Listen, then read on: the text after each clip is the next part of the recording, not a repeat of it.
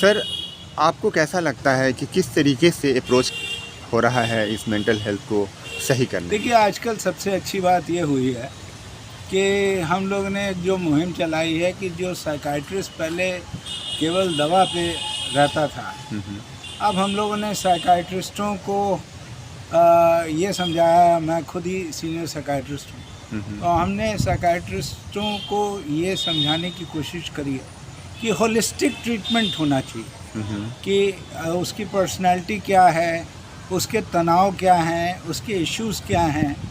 सिर्फ बीमारी और सिर्फ टैबलेट नहीं देखनी है सर। कई बार इश्यूज़ होते हैं तो वो भी साइकाइट्रिस्ट जब देखता है तो साइकाइट्रिस्ट एक टीम लेके चलता है।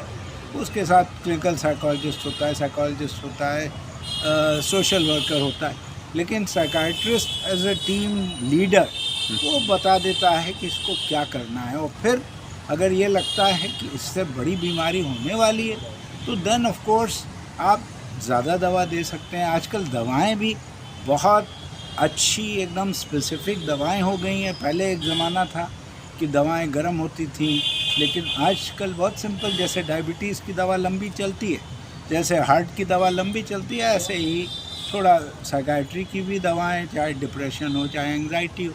कुछ लोग होते हैं, जैसे आप भी जानते हैं, कि जल्दी जल्दी घबरा जाते हैं, या जल्दी जल्दी बेमतलब में, या हल्का हल्का टेंशन है तो हताश हो जाते हैं। तो उनको हम लोग काउंसलिंग, कुछ और चीज़ें, कुछ एक्सरसाइजेस करके, लेकिन आजकल आउटकम बहुत अच्छा हो गया है। लेकिन सबसे इम्पॉर्टेंट बात यह है कि अभी कल ही मैंने एक मीटिंग करी, उसमें मैंने बोला कि लोगों को डिपार्टमेंट ऑफ साइकाइट्री में जाने से परहेज़ क्यों है? क्योंकि साइकाइट्रिस्ट एक एनएमसी द्वारा अप्रूव्ड है, दवाएं अप्रूव्ड हैं, सारी चीज़ अप्रूव्ड है।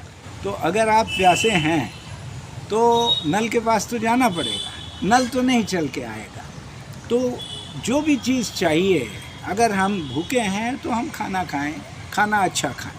अगर हमसे लोग पूछते हैं कि सुसाइड्स इतनी क्यों बढ़ गई, तो शायद वही है कि एक ज़िद हो गई है कि हम साइकाइट्री में नहीं जाएंगे, जहाँ जाना है वहाँ नहीं जाएंगे तो अनर्थ होगा ही सर। तो प्लीज़ जो चीज़ उपलब्ध है उसका इस्तेमाल करिए। पूरे हिंदुस्तान देश में कितने डॉक्टर्स हैं, बहुत कम। साइकाइट्रिस्ट बहुत बड़ी मात्रा में अब बढ़ रहे हैं। पूरी सरकार मेंटल हेल्थ पे, यूजीसी हो तो मेंटल हेल्थ एंड वेलबींग पे काम कर रहा है। हम खुद ही यूजीसी के दो कमिटीज़ पे हम एक्सपर्ट मेंबर थे। तो जब पूरा देश इस पे फोकस कर रहा है, ये कॉन्फ्रेंस भी इस पे फोकस कर रही है, तो सिंपल सी बात है, जिसके पास डिपार्टमेंट ऑफ साइकाइट्री आसपास हो जाए, जिसके पास डिपार्टमेंट नहीं हो तो साइकाइट्रिस्ट ढूंढे। तो सब योगदान रहेगा आपका, पूरा सब चीज़ कंप्लीट हो। सर, क्लिनिकल साइकोलॉजी को किस तरीके से प्रमोट किया जा रहा है? क्लिनिकल साइकोलॉजी देखिए बहुत part and parcel of mental health.